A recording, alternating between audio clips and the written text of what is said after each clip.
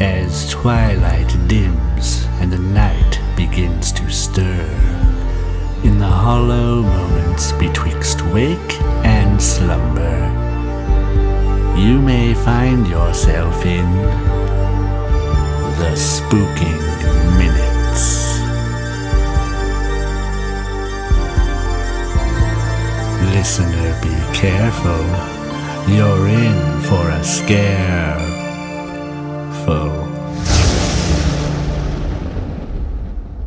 The clock struck midnight, and she sighed a sigh of relief. Halloween was over. She was safe again. The ghouls and ghosts and goblins were gone away for another year. She stepped onto her porch into the cool night air, but then she heard a chilling sound. The voice of Jimmy Fallon. But Jimmy Fallon is on at 11:35, she said to herself. And then she remembered she had set her clock forward half an hour as a prank on her daughter, who was always late for school. Looks like this joke was on her. Then a ghoul cut her head off. Whoa! What a twist! Welcome to the Spooking Minutes. This is the podcast where childhood fears come to life. And it's Halloween! Happy Halloween! Oh my gosh, it's definitely Halloween here in the world. We're around the fire. This is sadly also our season finale. But we've had such a wonderful season so far. And it's gonna go out on a high note. I am one of your hosts, of course. My name is Screamin' Steven. I see Matt is very quickly looking up adjectives. I am always joined by my two best friends, Morbid Matthew and Loathsome Louise. So loathsome. Oh my gosh. Happy Halloween, you guys. Happy Halloween, Stephen and Louise. Happy season finale. Likewise. Yeah, I don't know what you say to that. That's not something you really say. In this time of peak TV, I feel like people do say that. Mm-hmm. What are you guys going to be for Halloween? I dressed as a box of Smarties in my youth, so I'm going to return and go real retro. Box of Smarties, baby. Nice. And you mean American Smarties?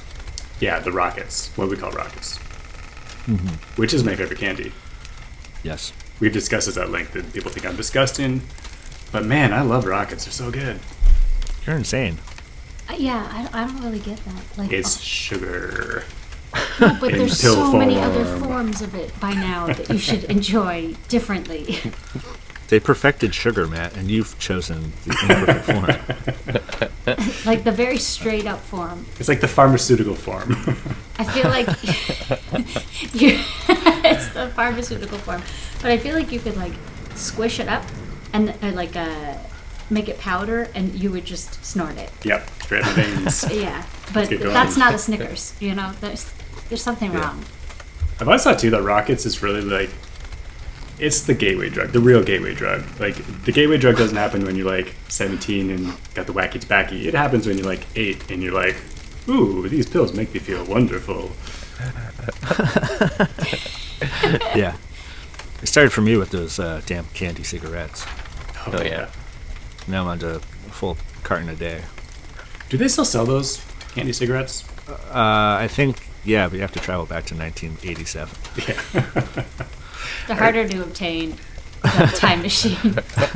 I remember my mom telling me that she was kind of uneasy about buying them for me because she's like, is this going to encourage smoking?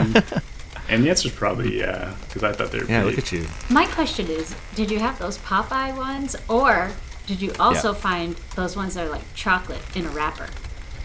Oh, What? Popeye, No. by the way, what are you talking about? Have you never had I wondered this. I one time acquired like a chocolate cigarette, Oh. and it was in a wrapper, and it looked like a cigarette. They were in a pack. Isn't it amazing we used to make this stuff for kids?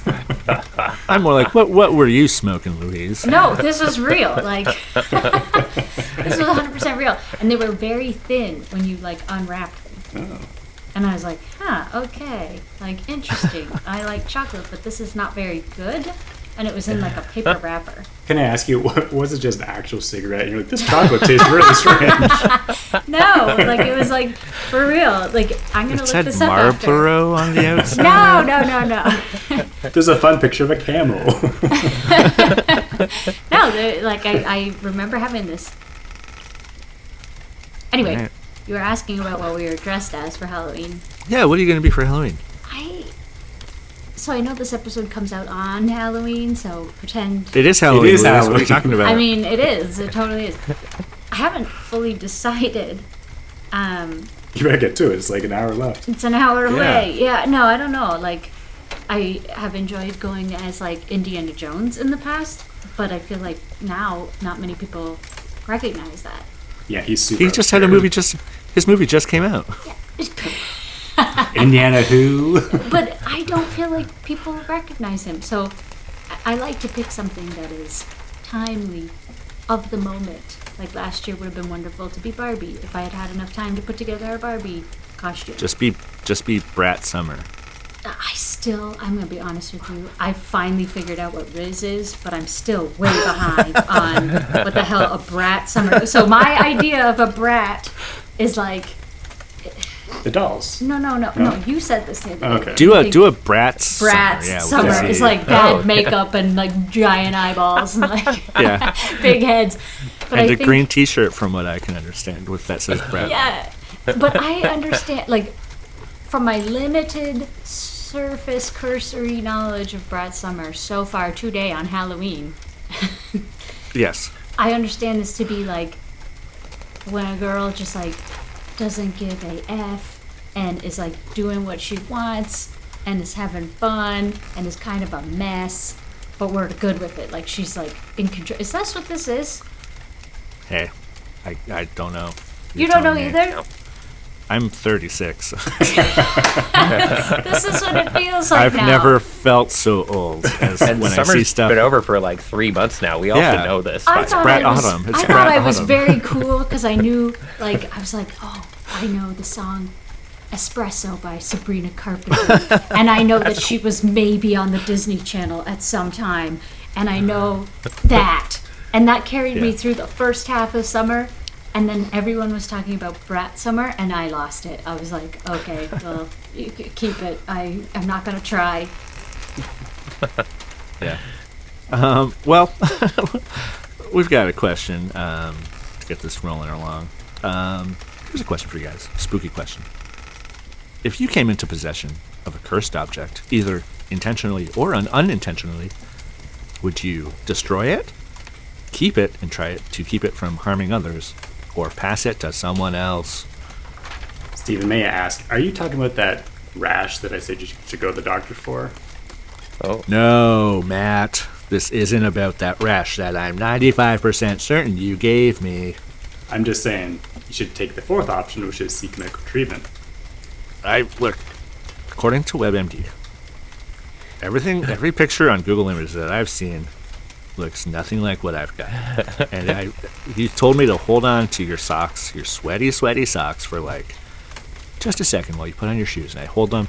All of a sudden, I'm covered head to toe in some sort of hive rash combo. And I would pass this to anybody gladly if I could. But I also would not wish this on anyone. Fair enough.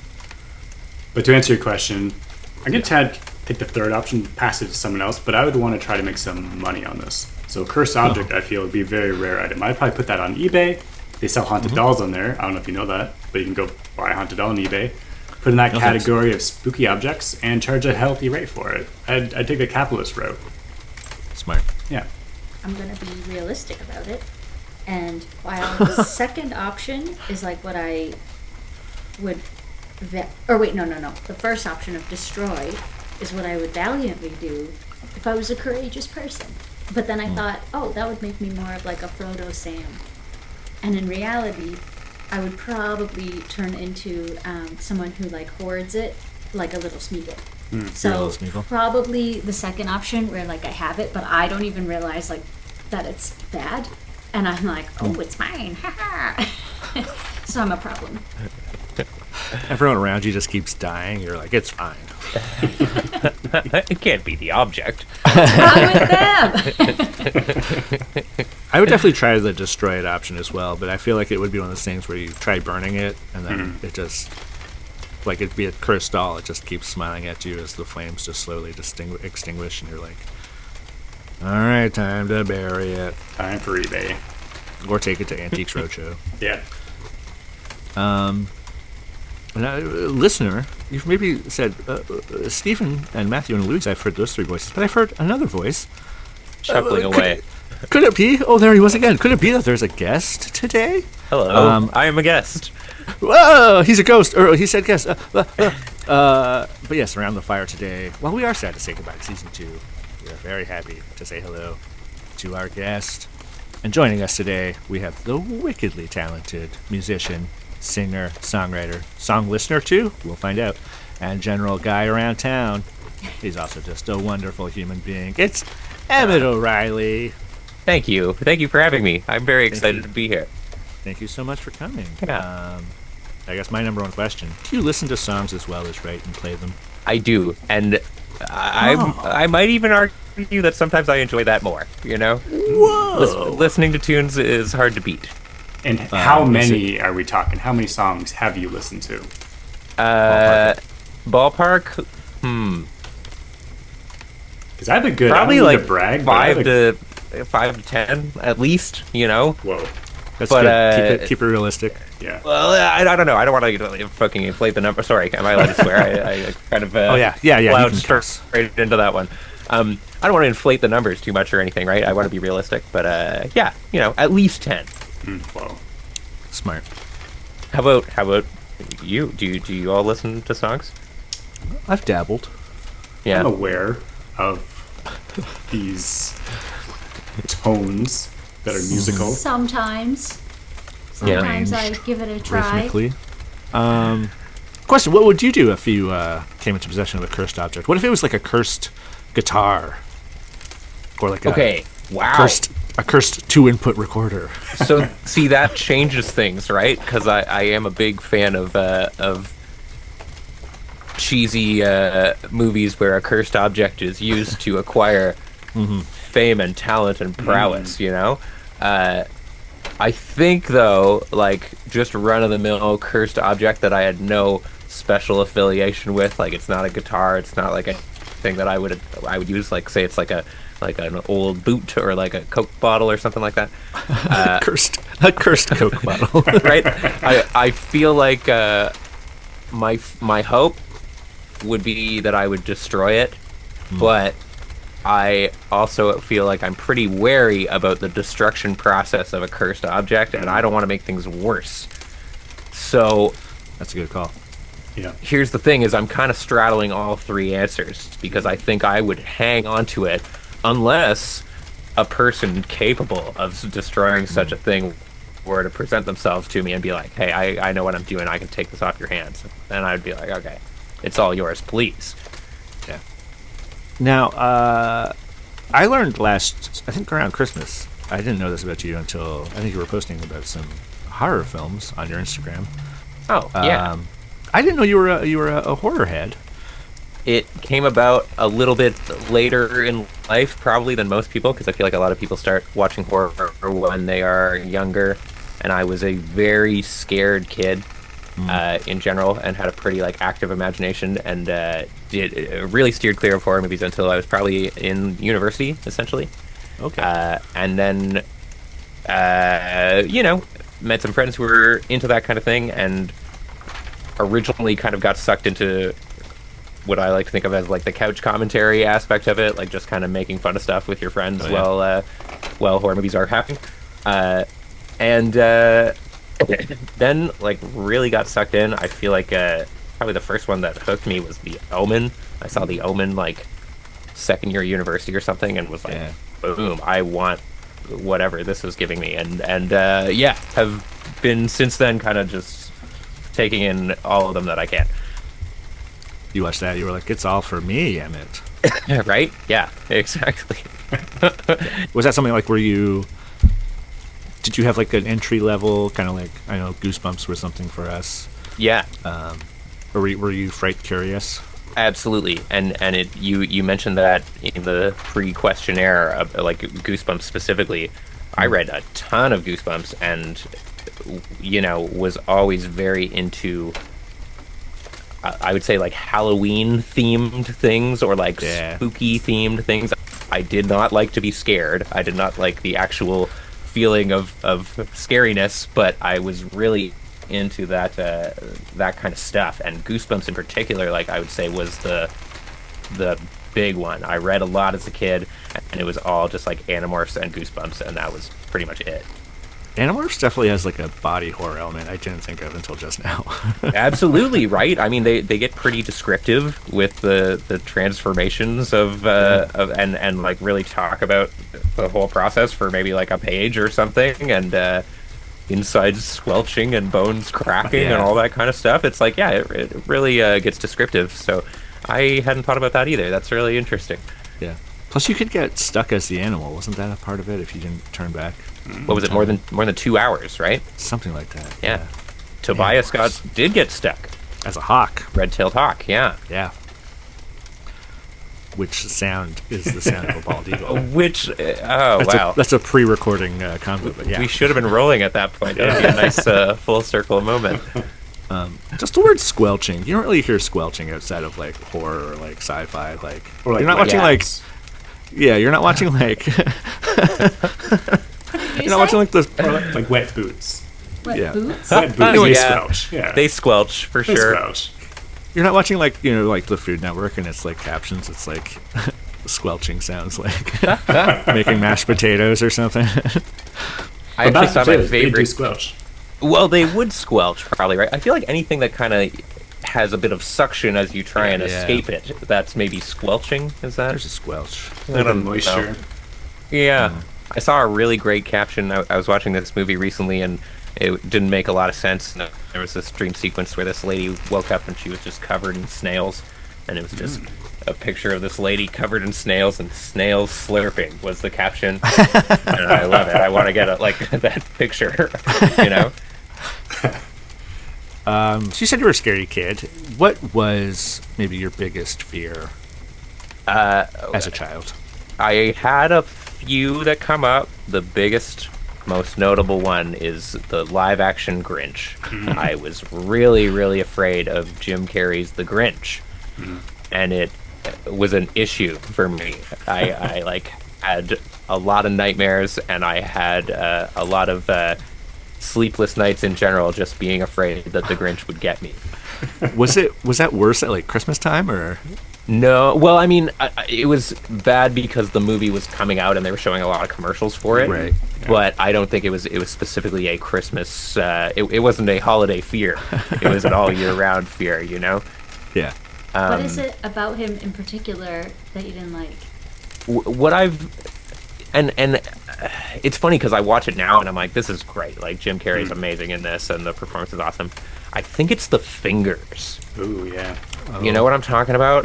They're so long and so like, ooh, even now when I think about it, I start to get a bit like is it shivery. That they don't have like an end? They have an end, but they're endless and like not like they flow. They're almost like feathery. They're tufty, and yet I feel like there's still a scene where he like pinches them.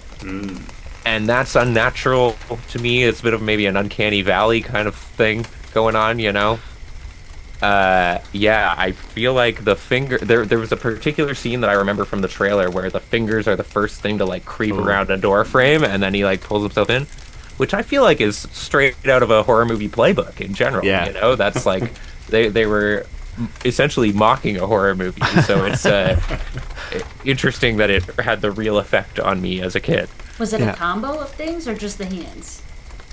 I think that, well, that's the thing. It's definitely weird to look back on it with an adult brain and try to figure out what was so scary for me about it, because I definitely did not focus on the hands as a kid. It was like the whole package was extremely scary to me, I think I also loved Christmas, and so the idea of an anti-Christmas figure was foreign and uncomfortable to me.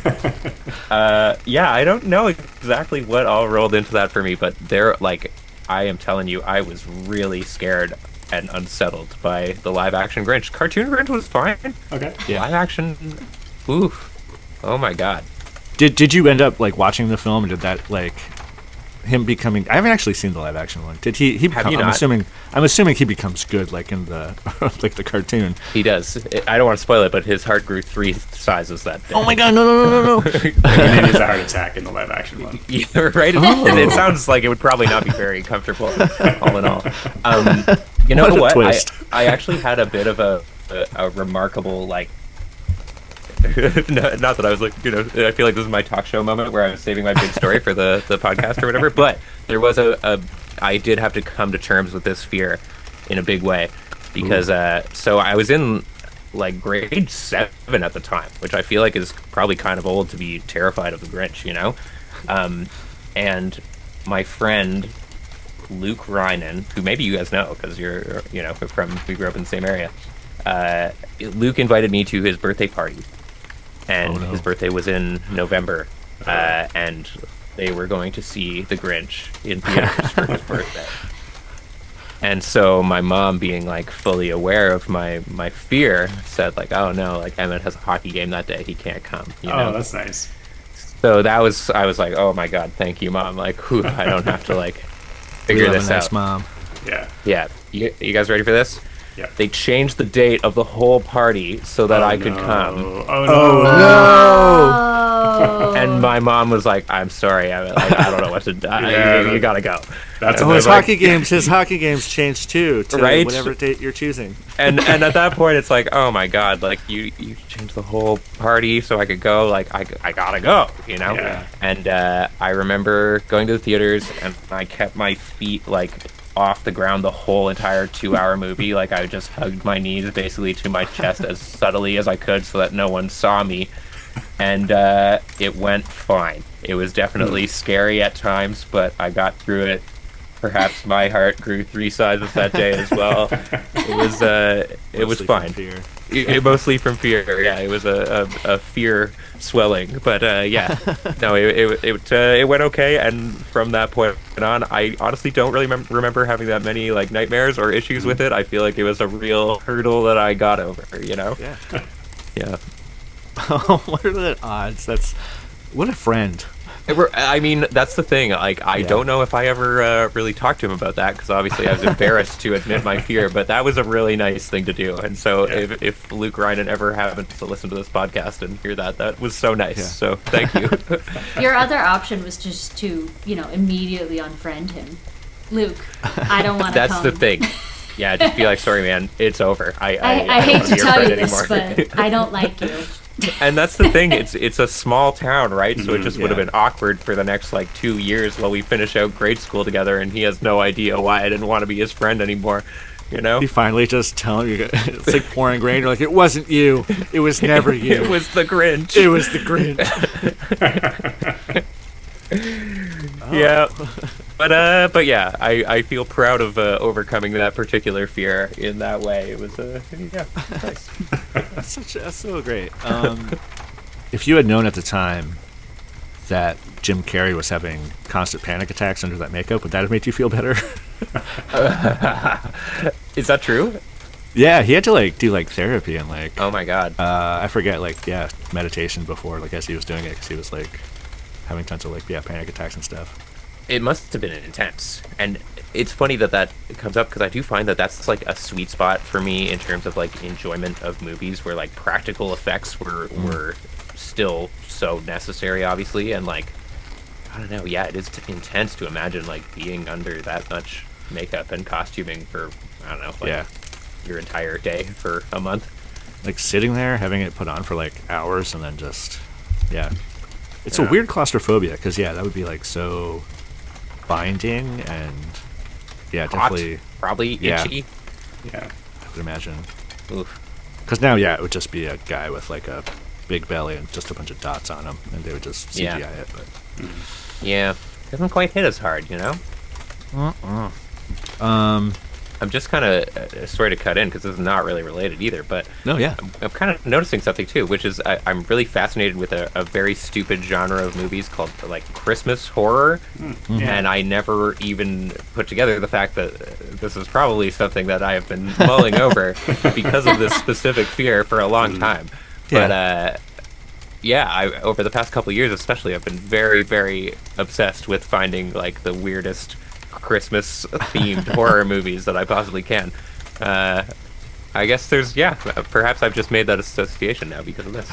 Our hour today is up, and you owe us $600. Okay, yeah, well, yeah, I feel like I've gotten a lot out of it, so you know, I'll throw in an extra 100. Thank you. 100 tip. Yeah. Sweet. Do you tip your therapist usually? I guess I don't. I don't really tip my therapist. Maybe I should. I had never thought about it until this Huge very breakthrough moment. today. Here you go. Huge You breakthrough earned about it. horror today. This was excellent. What are some favorite Christmas? I mean, there's the classic Black Christmas. Black Christmas, I love, and So good. I'm such a nerd that I actually I get excited about. It was filmed like in my neighborhood essentially. I live in like East End Toronto, and I'm super psyched about. Like I went to the intersection where the police station is and all that shit. Love that. I'm really into the Silent Night, Deadly Night ones, which like if you're a bad movie fan, you've probably seen like the Garbage Day clip and all that kind of stuff. I was just talking to my roommate the other day about that movie because like it is so renowned for being like such a terrible movie, but it's just so entertaining front to back. And it was the conversation we were having is like if you have just like all these terrible elements, like the soundtracks, like the score sucks, the acting is terrible, the script is terrible, but stacked in such a neat and precarious way, like can it be good? And it I guess it depends on what you think of as good, but I definitely really like those ones. Entertaining at least, yeah. Yeah. And there's another one, it's another like play on Silent Night. What's it called? Silent Night, Bloody Night, maybe? It's like an older one, and that one like is basically all soundtrack, where the soundtrack just rocks. It's got like a minor key Silent Night that kind of sets the theme throughout the whole thing, and like anyway, just very bizarre and stupid. Like the whole thing is so, there's no reason these movies should be. It's such an unholy meshing of themes, and I love that about them, you know? Yeah. Let's play Scary Yuck Thrill. This is a fun I've been looking forward to this. So this is much like Marry, Fuck, Kill, but it's Scary Yuck Thrill. Scary. We'll give three different horror things here. We'll choose which one's scary, which is actually scary, one that's yuck, kind of like ugh, and one that's thrill, which is kind of like, yeah, that's fun. So today for Emmett and everyone, even you at home listening, let us know in the comments. We've got the classic kind of 3 slasher mainstays: Michael Myers from Halloween, Jason Voorhees from the Friday the 13th, and Freddy Krueger from the Nightmare on Elm Street. I guess, shall we pass it to Emmett first for Scary Yuck Thrill? All right. I'll try to be brief, but I do have a lot of strong opinions on the matter. Okay. I'm not a Krueger guy. No? I think, kind of obnoxious, kind of annoying, you know? I'm going to put Freddy Krueger in the yuck category, although I do enjoy the first Nightmare, and I think the second one, but I'm saying I think because honestly, yeah, that's a franchise I haven't given a lot of my time because I find Freddy Krueger kind of obnoxious, you know? I think Thrill goes to Jason Voorhees. I have a great time with Friday the 13th, and those are always movies that, you know, if you're talking about like the first one, which I think is legitimately good and a feat considering the budget and considering all these kinds of things, or if you're talking about, you know, like one way down the line, I'm always pretty happy to watch a Friday the 13th movie. Oh yeah. The scary, obviously there's only one left. Like, I gotta give it to Michael Myers because I truly love Halloween as a franchise all the way through. I have had like the most experience with it of the 3 franchises during COVID. A friend and I were doing like long distance movie marathons of franchises, and we would watch a movie and then just talk about it. And the first one we did was all the Halloween movies, and it was just basically as the new trilogy was coming out too, so we were kind of building up to that. And at the time, Halloween was, maybe I'll eat my words because I'll watch Nightmare on Elm Street and develop the same love for it, because at the time we were watching Halloween, I definitely wasn't overly enthusiastic about those movies. I had never really been that attached to it, and just like really fell in love with the whole franchise. I mean, I think Jamie Lee Curtis is incredible. Michael Myers, I think, was the perfect horror movie villain until the very last movie when they ruined it, if you ask me. But it's pretty flawless in the sense of he doesn't give you enough that he can be obnoxious in the way that Freddy Krueger is, or that he can be unrealistic in the way that Jason is, because there is just this element of like, I don't know what's going on with this guy. He just won't die and he won't go away, and he's always around every corner. That I find they somehow nailed. So there's my 3. Sorry for the long-windedness. No, it's good. That's, yeah. For me, Yuck goes to Freddy. I find his skincare routine could use a little bit of improvement. Also, he's kind of got like that dad joke vibe to him. Like he always has these like zingers, and what I'm talking over about. time you're just like, oh, you're just a gross dad. I don't know. Nothing wrong with dad jokes, but you gotta mix them up with some genuinely good jokes once in a while. Scary goes to Jason for me. I find he always comes back. I mean, they all always come back. But Jason then comes back in the most unique ways. Like he was at the bottom of the ocean, and I forget how he got. Did he get dragged up by an anchor or something, or did he get electrocuted? An anchor hits a giant underwater wire that Right. then electrocutes him back to life. Like he just comes back in the Wow. most innovative ways that you're not expecting. Yeah. So that's scary. Like it doesn't matter how you kill him, he's definitely coming back. As far as thrill, I mean, Michael, he's always kind of like watching from the bushes, like, ooh, that's kind of. Ooh, like should I show a little bit of skin to Michael? Like, you know what I mean? A little bit of thrill in there. Something a little sexy about Michael, Yeah, he's like that's a lot of rom-coms have similar elements to Michael in them. Like some guy who's very obsessive. He's like the Say Anything where he holds a boombox above his head. That scene, Yeah. that's basically he's doing the same thing as Michael, but without a boombox. Like if Michael just held a boombox up, same scene. Michael just holds up a jack-o'-lantern. Yeah. I would probably have the same answers as Emmett, but if I guess I'll look at it as if I was in these movies running into these people for real. I think my yuck would be Jason, because he's kind of an undead guy, probably PU stinky. I'd say Michael would be the thrill, because he is like, I think the chase, it's more of a chase, and it's more, like he's watching and stuff, and you would pick up on that. But I think Freddy would be like the real scare in real life, if he was real, just like, 'cause it'd be in your dreams, and that's where it's like, fucks with you. And man, I've had some fucked up dreams, let me tell you, oh boy. I do, and Freddy is like gross too. The shirt, the style, the fashion. Yeah. Who combines red and green? Come on. That fedora. A fedora guy? Jason probably fucking reeks. I hadn't really considered the stench thing before, but that is maybe a factor, because I always associate Jason with being underwater a lot. Yeah. So you probably get pretty waterlogged and stinky. Those movies should really have people like just kind of before he comes being like, "What the fuck is that smell?" What is that? Where Freddy is like, why does it smell like bacon in here? Yeah, I don't know what Michael would smell like. Honestly, yeah, they don't really get into his smell very much, Yeah. which you would think over the course of that many movies you'd have to talk about it at least once.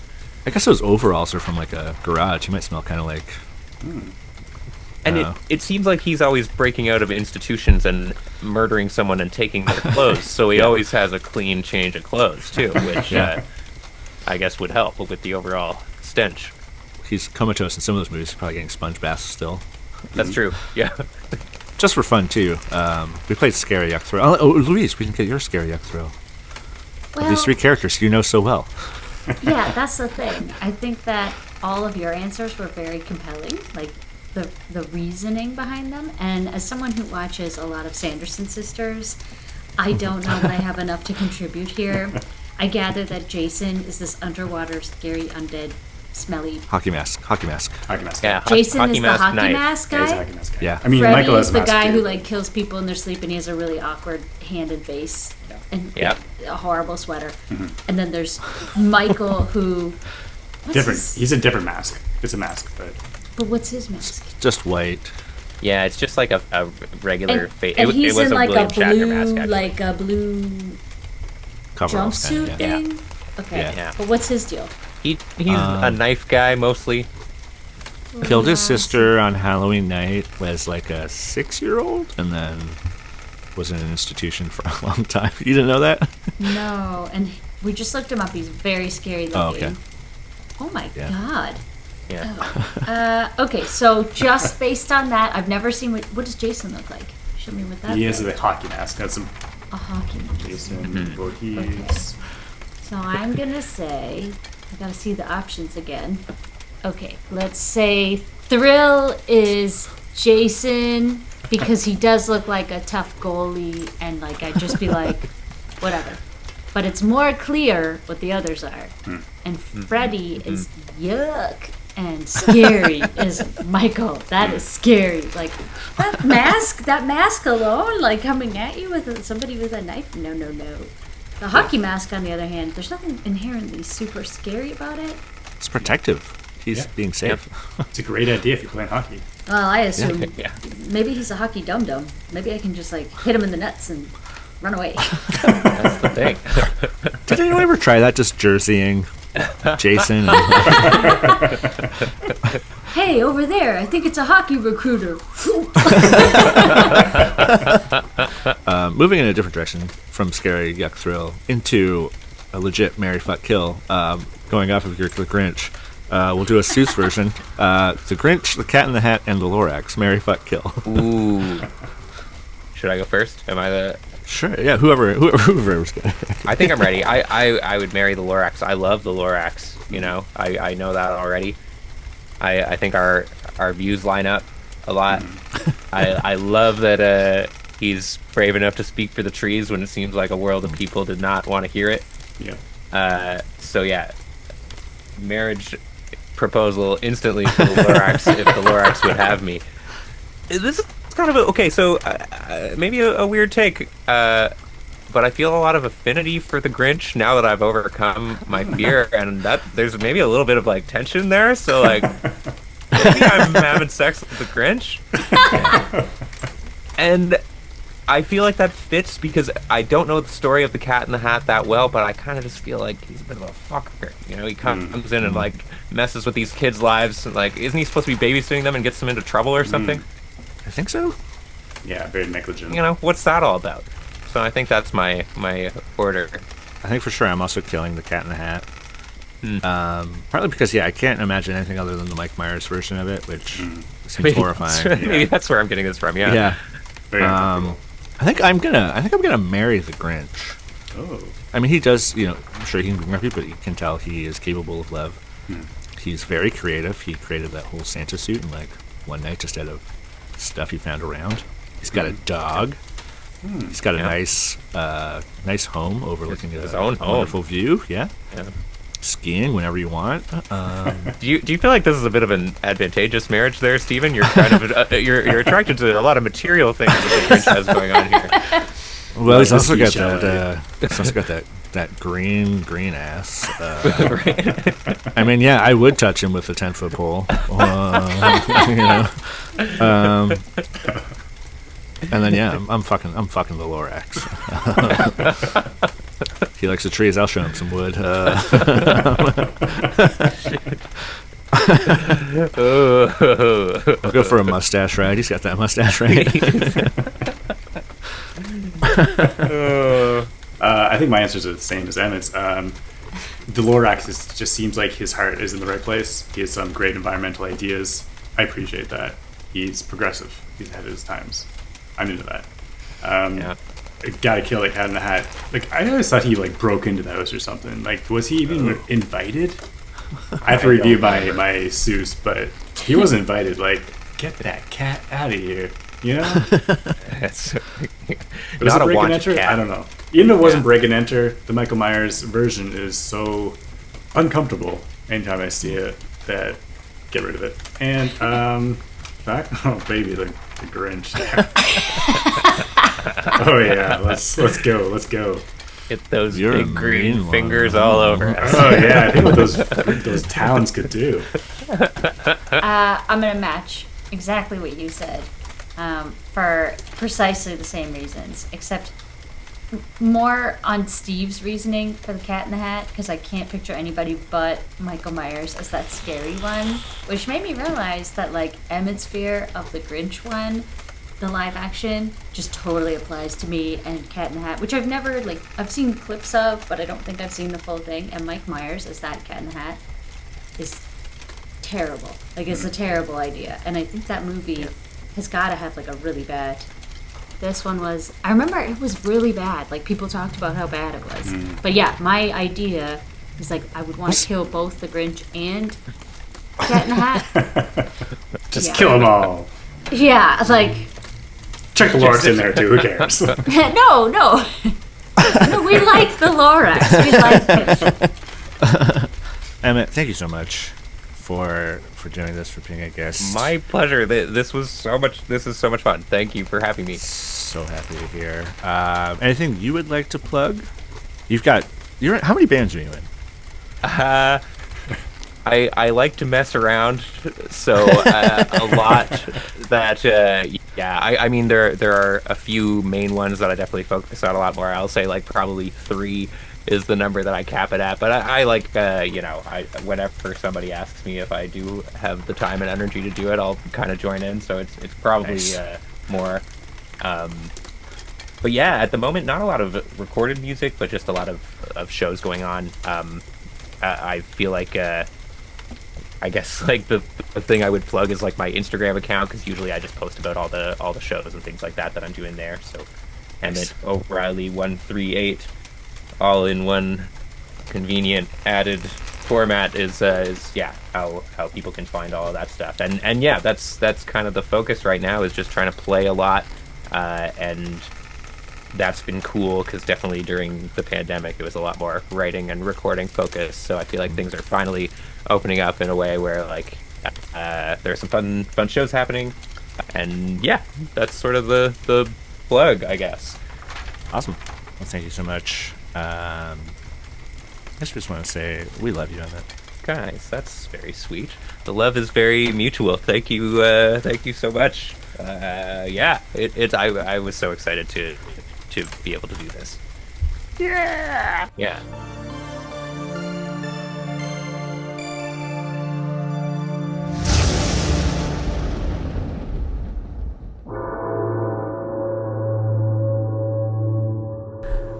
Bonsoir, mes petites boukies.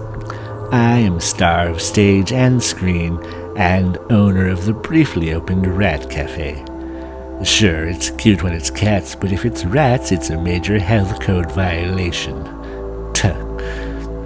The one and only time that I visited a cat cafe, I was treated to the sight of a chunky calico named Pumpkin licking clean their asshole for 30 minutes while sitting on the same table that I was seated at.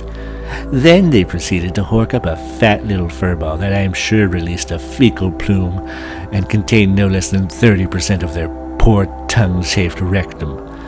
But no, tell me that is not the reason I came down with a bout of pink eye 2 days later, Tammy. Rats are heroic and very clean animals. They can be trained to find landmines.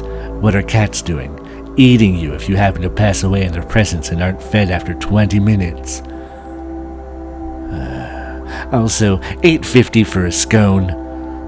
For that price, it should have cured my incessant erectile dysfunction. Instead, all it did was plug me up. That scone was denser than the fog in that movie about the fog. The fog, I think. Anyway, I'm Victor Lacoste. We'll be getting to today's tale in but a moment. But first, if you're in the mood for a delightfully frightful time, then why not watch my 1954 chiller thriller, Fridge Switch? In it, I play a refrigerator scientist and part-time demonologist who swaps fridges with the Pope and accidentally opens a portal to hell. This dish is served hot. And now here's a word from today's sponsor.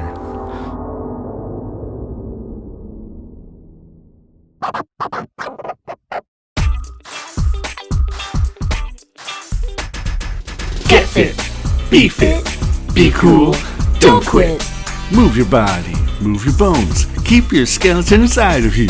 Move your arms, move your legs. If you stop, your bones will escape. Stretch your back, stretch your arms. Keep that skeleton from doing harm. You gotta stay fit, you gotta work out, or else your bones will jump out your mouth. You heard that right? That's not tight. Your skeleton just might bite. Your bones will chase and kill your parents. Uh-oh. Now you're an orphan. Uh-oh. No more Christmas, no more birthdays, no more tricks. All because you couldn't stay fit.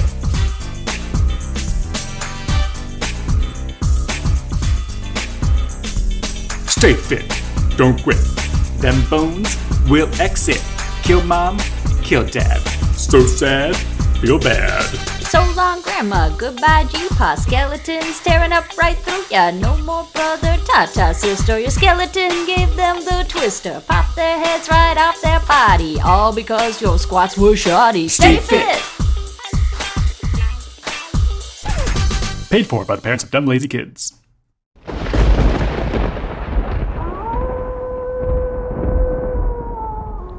Lights, camera, action. Catacomb Custodian here, and I'm ready for my scream test. Ah! Life on a movie set isn't all sunshine and painbows. Early call times, unruly divas, grips. Ugh. It's even worse if there's a maniac on the loose who's always ready to roll at any moment. Hit your mark and don't miss your cue, or else you might not make the final cut.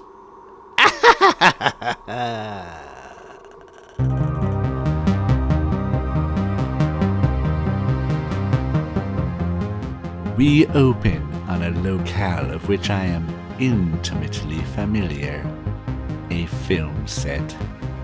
Shooting has wrapped for the day. The camera crew packs their equipment. Actors retire to their trailers. Grips grip things. In the midst of the tumult stands the director, looking distraught as he thumbs through blank pages of an unfinished script. Jim, you're the writer. We need an ending for this movie. All right, I wrote 3/4 of a movie. I can write one more quarter. Let's see. So, well, our character, the Grunk, he is trying to steal the holiday, Easter. He's stolen the Easter chocolate. He's stolen the Easter bunnies. The basket's full of that little straw paper. But little Candy, she's been like, hey, what's wrong with Mr. Easter Bunny? And he throws her in a meat grinder. Is that? Yeah, I'm thinking we need a scene here where one of his organs swells to enormous size. His penis. Great idea. Okay. I didn't think you'd be on board with that, but I forgot about your past in the adult film industry. That's why they hired me for this child-friendly movie. This child-friendly horror film, yes. I forgot. Well, let's ask the main actor behind the bunny suit. Let's ask what he thinks. Hey, Marcus? Listen, if these bunny ears don't stay on in this take, I'm going home. I got one more take in me with these bunny ears, and that's it. Listen, Marcus, we're going to need to enlarge your member by 3 times the size. Is that okay with you? We have pills that can do that. My member? What are you talking about, my member? We can enlarge my member any size you like. I went to Juilliard, I can do whatever you want. I told you, Frank, this guy's a freaking professional. This is why we hired this guy. This guy's good. Forget the grindhouses. Forget those B-movie houses. This is going to the yacht houses. Guys, you want 3 members? I can get you 3 members. Any number of members you want, whatever you want. It's all part of my method. It's happening. 3 members. Why wasn't this guy around in my adult film career? Okay, I think we should just stick to 1 for now. I got more. I got lots. I like you're thinking outside the box. Maybe you were having problems with the ears. What if we get rid of the ears and replace them with members? See, that could work. That makes use of my members, and I am quite excited about using them now that we've discussed it. I can tell you're excited. It's already grown 2 sizes. And how many do we need for the shot again? Because we better do this quick. This isn't going to last forever, Someone get him a Cialis. All right. Okay. Now we're writing on the spot. He's stealing the chocolates. He stole the bunnies. What if it's Candy Woo What's mom, Bambi? She comes down, and what's an Easter weapon? The hammer and sickle? Does that represent Easter? Yes, absolutely, because we're shooting this movie in Moscow. Yeah. I have some concerns about the hammer. I feel like the hammer is a little heavy. Well, okay. Tina, props. Tina? Ah? Can we get a lighter hammer? No, but I do have these water balloons that look like eggs. What if those are the weapon? We could throw the water balloons. That could be a weapon somehow. I thought this was an Easter thing. It is. Good job, Tina, with the water balloons. What if we just say they're full of acid? Acid water balloons are movie magic. We can make that happen. Okay. Let's get Bambi in here. I feel like I'm stepping on your toes here, Frank. I feel like I'm taking over your job as the director. No, you're doing good. I came up in the adult film world. We didn't really have things like plots, so you're doing a great job. Okay, I'm just saying we'll get Tina. We'll get you to fill up those balloons, those egg balloons, with maybe something that'll kind of look like acid. Yeah, because I was going to say I don't have actual acid here in the prop department. I have my concerns that if we don't use real acid, I won't be able to give a genuine performance. I just don't think it's going to work. God, this guy's such a professional. So professional. So professional. Look, the best I can do is put either cranberry juice in them so that they seem like blood eggs. Okay. Classic blood eggs. Yeah, bloody eggs. Or we could use... what else do I have? I have bleach. It could hurt. Will bleach work for you, Marcus? Oddly enough, I feel more drawn towards the cranberry juice. I feel like that might work for my methods a little bit more. Does that seem like acid to you? Does that work? Marcus, I'm going to go ahead and say that you're a bit of a pansy here. Cranberry juice does not hurt. Well, if you happen to have a horrible, horrible skin condition where you are allergic to cranberry juice does in fact hurt. A lot. I don't know if I can continue. This has really ruffled my feathers, Tina from Wardrobe. This is very, very unprofessional of you. Tina, can you get out of here? You're pissing off the star, the talent. You know what? I could work for many different studios. So maybe, Well, yeah, maybe I'll go do that. Name one other studio. I could go work it. I will see you later. Later that night, props master Tina jams prop balloons into her backpack. She's alone. Or so she thinks. Da, da, da, da, da, da, da, da. I hate the studio, but I have worked here always. I have worked here always, and now I don't. That's a great tune. Ah? I said, that's a great tune. But too bad you're a little flat. And then he runs her over with a steamroller.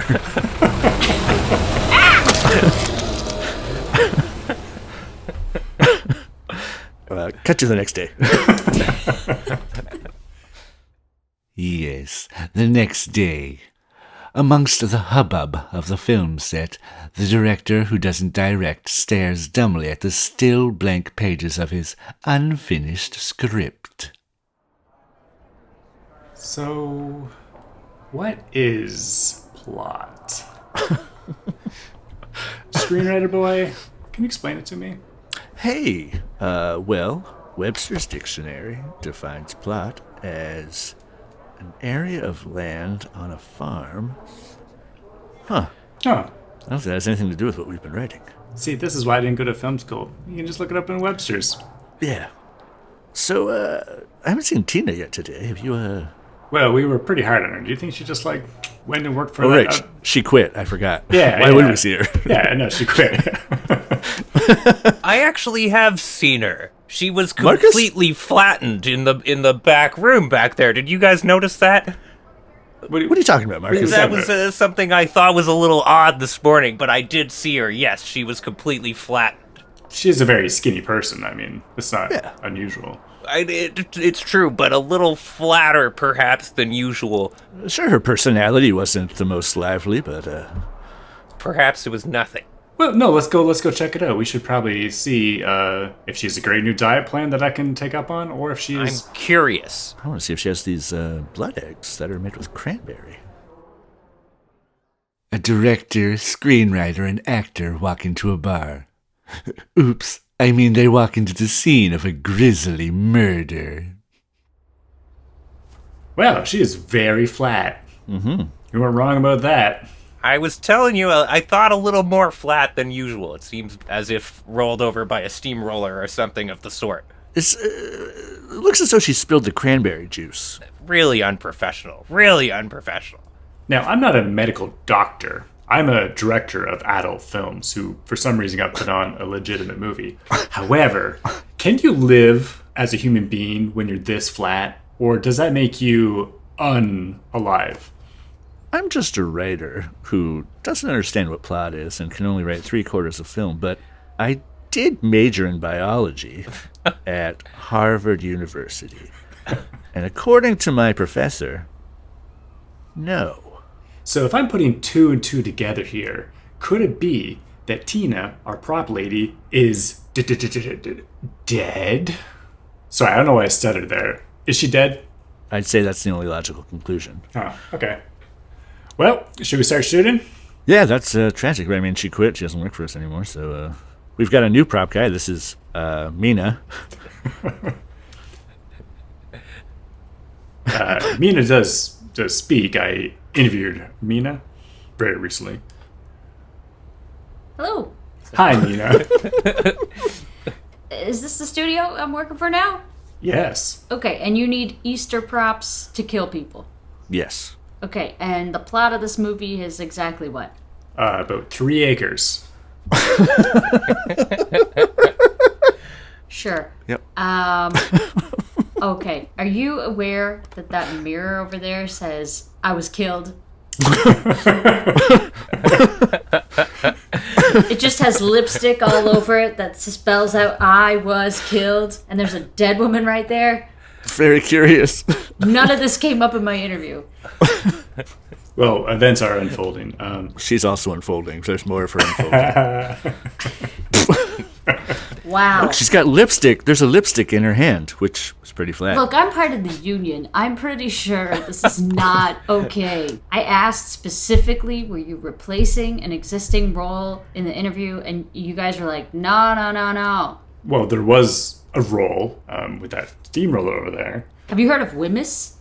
All this union and Wemyss stuff. All these new crew people coming in with union. When I started acting, there was no union. There was no Wemyss. We were fine. People just died regularly. And you know what? We liked it. Yeah. That was the movie industry, you know? Now you got your cancel culture and your Riz and your Brat Summers. Oh, young people Bah. these days. And you guys have prop people that are getting run over by stuff on your lot. This is not okay. Hey, it's only happened one time. Probably won't happen again. Probably. Probably. Later that night, new props master Mina prepares for the next day's shoot. She's alone. Or so she thinks. Oh my god, I can't believe I'm so poor. I gotta take this job and fucking fill up water balloons. This is so stupid. Unhappy with your job, huh? Who are you? I'm just this guy sitting in the steamroller. But looks like you've really hit rock bottom.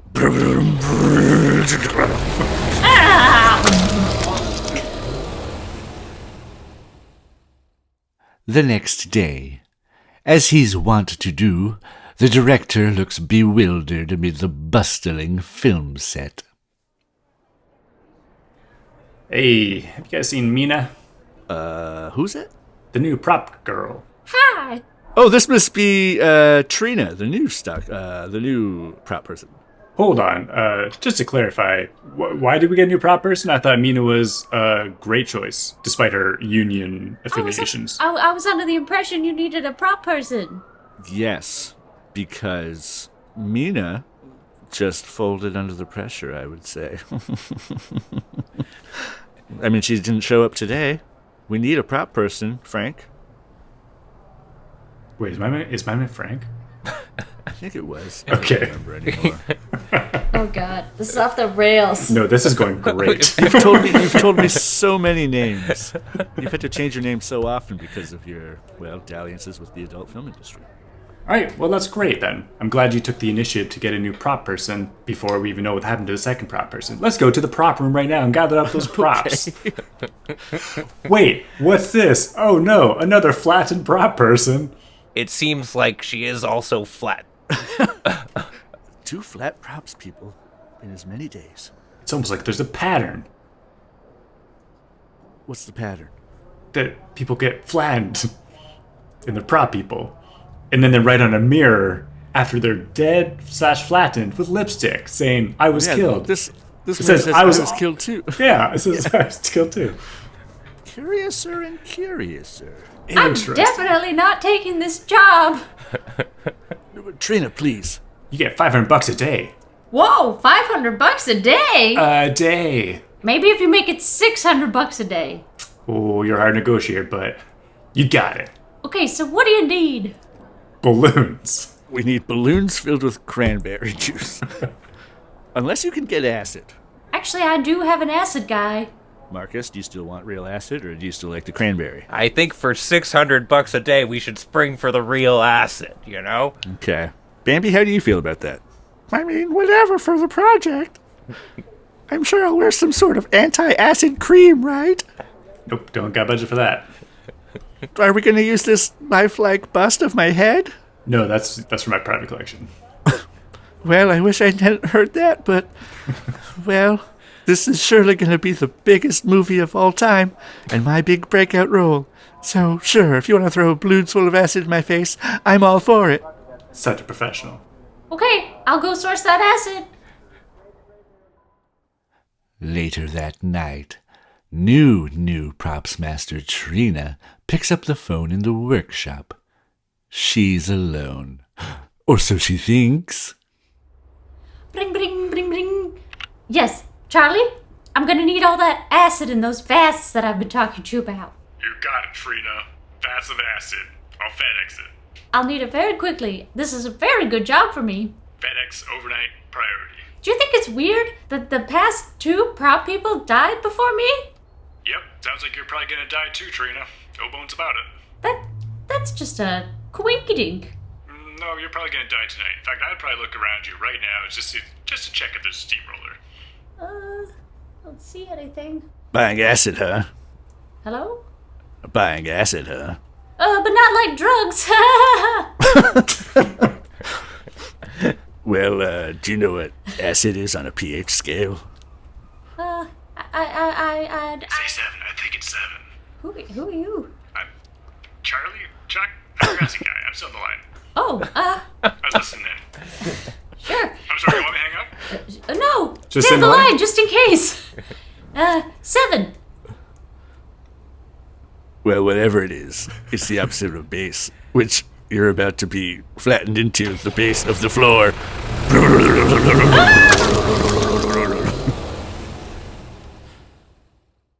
You guessed it, it's the next day. Hey everyone, have you seen Trina, the third prop person that we hired? Which one was she? The one with the acid guy. She is a real professional. You know, I haven't seen Trina, but I was very frustrated that I didn't see the acid when I first arrived on set, so I got a hold of her acid guy, Charlie. This Charlie had a pretty wild story to tell me about being on the line for a flattening of sorts, where poor Trina was, in fact, flattened as well. Could we perhaps have some problem with somebody flattening our prop people? I'm not the brightest bulb. That's why I made adult films. But this seems like a real pattern. 3 prop people flattened in 3 days. We've got to put a stop to this. I can't afford more prop people. Guys, I've just realized what happened. This lot that we're shooting on, not plot, which is 33 acres, this was the lot of the Great Steamroller Disaster of 1976. Oh, I remember that disaster. We learned about it in elementary school. Yeah, prop people kept bullying that poor steamroller boy. And what happened? His mother steamrolled those prop people. On Easter. On Easter. In Moscow, which I think we established that we are in. Right. The very same holiday that it just happens to be we're making a film about on Easter weekend.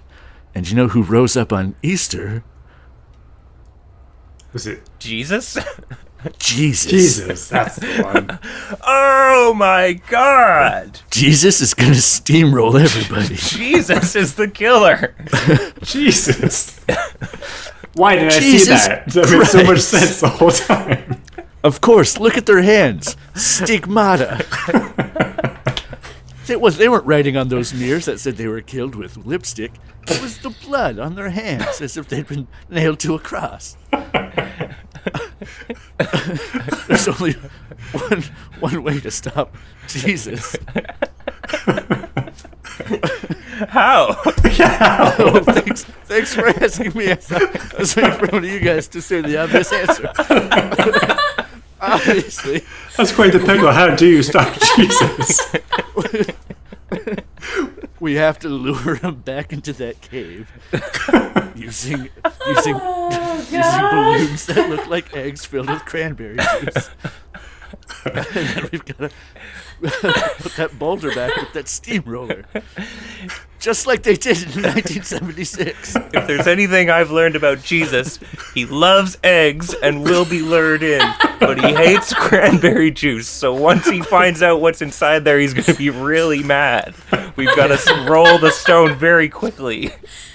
I learned that at Juilliard. I forgot you guys had world religions at Juilliard. All right, we cut to that night outside the cave. All right, guys, did you put the balloons full of cranberry juice inside to lure in Jesus Christ? The balloons are in there. Great. The eggs. Oh, look, here he comes. I see him with his white robe and his long beard. That crown of thorns. Listen, he's coming. Oh, it's very good to be Jesus. Here I am.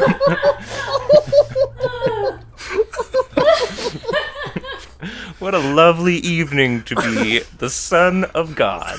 Does he see the balloons? Does he see the egg balloons? I think he sees him, yeah. Whoa! Somebody loaded up this cave with eggs. Who would do such a nice thing? I guess it paid off to be the Son of God after all. I'm gonna go in and check out these eggs. But they seem awfully squishy, and they smell like a smell that I haven't smelled in a long time. Oh no, Frankie's onto them. Quick, on the count of 3. My 1, God. 2. Is that cranberry? It's a trap. A cranberry-smelling trap. He's coming. I can't move the boulder. Why don't we use a steamroller to push the rock into the cave? Yeah, to block it. I'm slowly escaping from the cave. It's good thing he's narrating what he's doing. Absolutely. Do you have the keys? They're in the ignition. That's the sound it makes. I have one hand out of the door of the cave. Oh, look, the rock rolled into the opening of the cave and sliced his hand off. Oh my God, my hand! Looks like we saved the day. I'm going to keep this hand as a souvenir. And cut to Jesus' hand sitting on Frank's mantle. A slow zoom in on the hand It gives a thumbs up. as we realize the cursed object that is Jesus' hand, leading to a sequel.